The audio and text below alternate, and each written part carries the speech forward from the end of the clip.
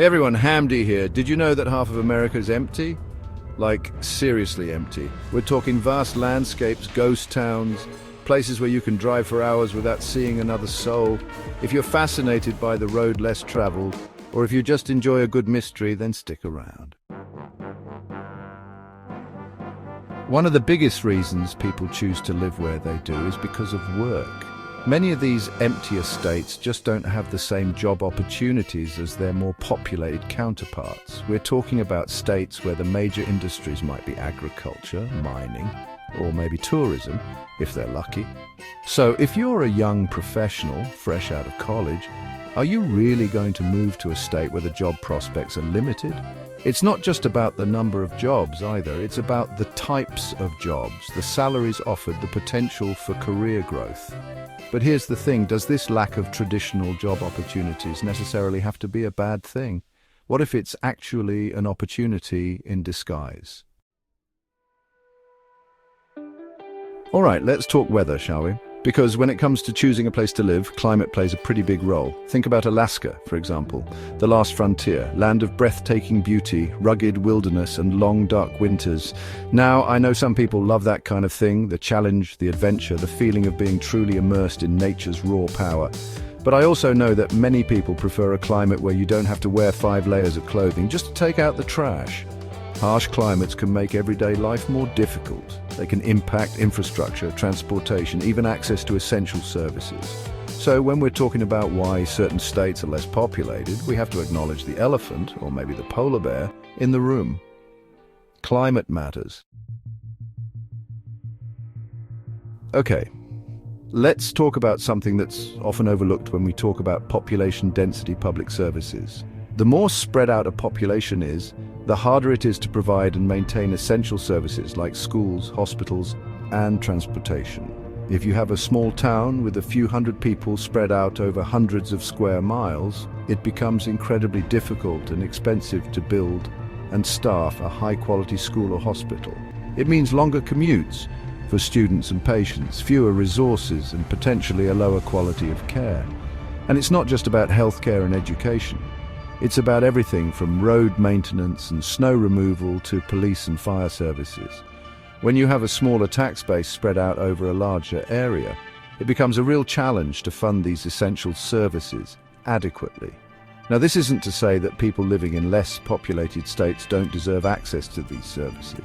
Of course they do, but it does highlight a very real challenge that these states face. Chapter 4. Wyoming, big on space, short on people. All right, let's get specific and talk about some of these emptier states, shall we? And we're going to start with the state that's full of contradictions. Wyoming. Now, if you look at a map of the US, Wyoming is pretty hard to miss. It's a big square state right in the heart of the country. In fact, it's the 10th largest state by area. But here's the thing, despite its size, Wyoming has the smallest population of any state in the US. We're talking less than 600,000 people spread out over nearly 100,000 square miles. That's like 6 people per square mile.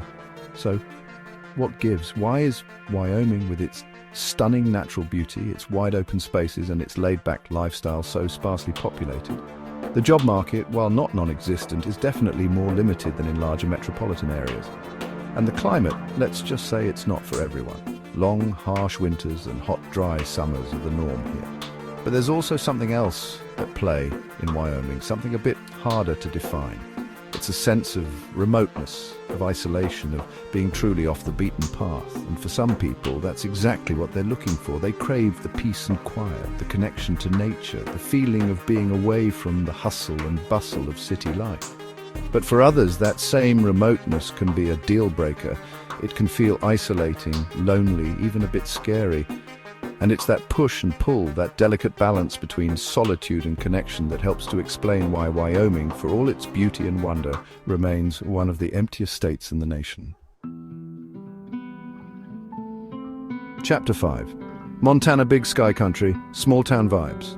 All right, let's move on to another state that often tops the list of least populated, Montana. Now, Montana is a state that's practically synonymous with wide open spaces. It's a land of towering mountains, pristine lakes, and endless skies. It's a place where you can still find solitude, where the pace of life is slower, and where the air is fresh and clean. But despite its undeniable beauty, Montana also faces many of the same challenges as Wyoming when it comes to attracting and retaining residents. The job market, while not non-existent, is definitely more limited than in some other parts of the country. And the climate, well, let's just say that Montana winters are not for the faint of heart. But there's also something else at play in Montana, something that's a bit harder to quantify. It's a sense of independence, of self-reliance, of living life on your own terms. And for some people, that's incredibly appealing. They're drawn to Montana's rugged individualism, its frontier spirit, its sense of adventure. But for others, that same independence can be daunting. It can feel isolating, overwhelming, even a bit lonely. Chapter 6. Alaska, the last frontier, facing a population exodus. All right, let's journey up north now to the last frontier, Alaska. Alaska is a state that needs no introduction. It's a land of breathtaking beauty, unparalleled wilderness, and a spirit of adventure that's hard to find anywhere else. But Alaska is also a state facing a unique set of challenges. Despite its vast natural resources and its strategic importance, Alaska has been grappling with a declining population in recent years. So what's driving this exodus? Well, some of the reasons are obvious. Alaska is, to put it mildly, remote. It's not connected to the contiguous United States, which means that travel to and from the state can be expensive and time-consuming. And then there's the climate. Alaska winters are legendary for their length and severity, with temperatures that can plunge to unimaginable lows. But beyond the practical challenges, there's also a sense that Alaska is a place apart, a place that's not for everyone. It's a state that demands a certain level of self-sufficiency, resilience, and a willingness to embrace the unexpected. And for some people, that's exactly the kind of challenge they're looking for. But for others, that same wildness can be intimidating. It can feel isolating, overwhelming, even a bit dangerous. Okay, let's be honest, there's a reason why big cities are, well, big. They're hubs of opportunity, innovation, and excitement.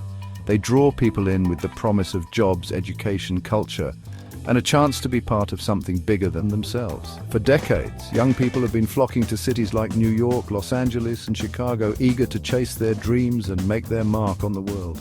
And it's not hard to see why. Cities offer a concentration of resources and opportunities that's hard to find anywhere else. But in recent years, there's been a growing conversation about the challenges facing cities. The cost of living in many urban areas has skyrocketed, making it increasingly difficult for people to afford to live there.